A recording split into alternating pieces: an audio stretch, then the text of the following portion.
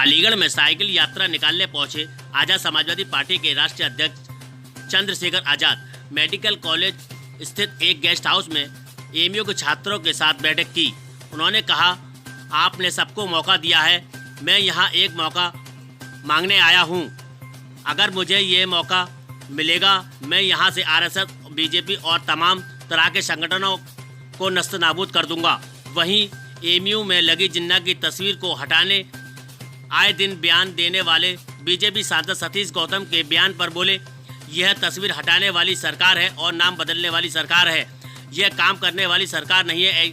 ऐसी सरकार के खिलाफ जनता को आंदोलन करना चाहिए और जिसका जवाब जनता 2022 में देगी। अलीगढ़ से अलीगढ़ आने का मकसद ये है कि पूरे उत्तर प्रदेश में बहुजन साइकिल यात्रा चल रही है, जिसका मकसद है जाति तोड़ो, समाज जोड़ो, भाईचारा बनाओ। और पिछले 4.5 साल में जो उत्तर प्रदेश में सांप्रदायिकता का माहौल और उत्तर प्रदेश की जनता को जो बर्बाद किया है इस उत्तर प्रदेश की भाजपा सरकार से, उनको जो वादे उन्होंने किए थे और जो धरातल पे नहीं उतरे हैं, जनता को उनके बीच जाके जो है वो बताए जा रहे हैं कि जनता तैयार हो, क्योंकि ये दोबारा माहौल बनाएंगे बंटवारे की राजनीति का। और बंटवारे की राजनीति ना सफल हो तो अभी से भाईचारा बनाने के लिए हमने शुरुआत कर दी है। और उत्तर प्रदेश में इस बार का जो इलेक्शन है वो धर्म पे नहीं, मुद्दों पे लड़ा जाएगा कि 52% ओबीसी को 27% आरक्षण क्यों। यहाँ ये जो तमाम तरह से नौजवानों को बेरोजगार किया है, यहाँ तमाम तरह से जो अधिकारों से वंचित किया, और पुलिस ने कोरोना काल में या सरकार के सारे पे जिस तरह से झूठे मुकदमे और तमाम तरह से लोगों को परेशान किया है, फिर उसके साथ प्रमोशन में रिजर्वेशन जो हमारे मुद्दे हैं, और जिस तरह से यहाँ महिलाएं सुरक्षित नहीं है, दलित सुरक्षित नहीं, पिछड़े सुरक्षित नहीं, मुस्लिम सुरक्षित नहीं है, सब लोगों के साथ जो है सरकार के सारे पे नुकसान किया जा रहा है। तो वो सारी बातें जनता के पटल पे रखेंगे, जनता न्याय करे। उनको कैसी सरकार चाहिए?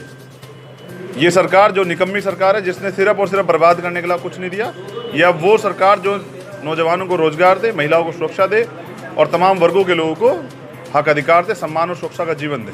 साइकिल चला के मेन संदेश क्या रहेगा? देखिए, साइकिल चलाना एक विरोध भी है। जिस तरह से महंगाई बढ़ रही है, पेट्रोल के दाम, डीजल के दाम, गैस के दाम, खाद्य पदार्थों पे दाम, तो सरकार की गाड़ी तो सरकार जनता के पैसे से चल रही है। जनता के घर कैसे चलेंगे? जिस तरह से जनता और आम जनता परेशान है, सुसाइड कर रहे हैं लोग, किसान परेशान हैं, तो ये साइकिल यात्रा एक सस्ता माध्यम है जनता के बीच जाके अपनी बात को रखने का।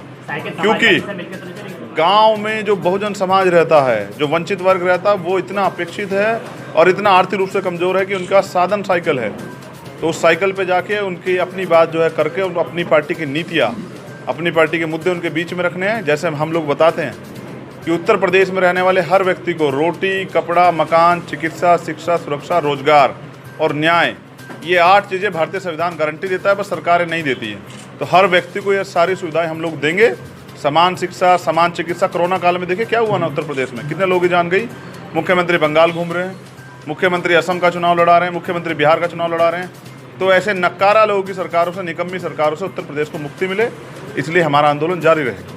सर, जैसे कि अभी ब्लॉक में जिला पंचायत के चुनाव, उसको जैसे लोगों को सामने वीडियो सामने, क्या कहते हैं, क्या ये दबंगी चुनाव है क्या? नहीं, दबंगी नहीं है। दबंग तो जनता है, जनता जवाब देगी 2022 में। लेकिन ये जो सत्ता के ताकत से, सत्ता का दुरुपयोग करके जो लोकतंत्र का चीरहरण किया है और महिलाओं का जो अपमान किया है, ये उत्तर प्रदेश जनता भूलेगी नहीं।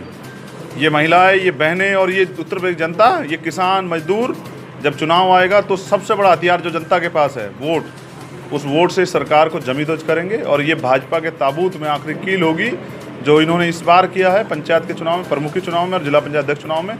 जिस तरह से लोकतंत्र का अपहरण किया, इसका जनता जवाब देगी।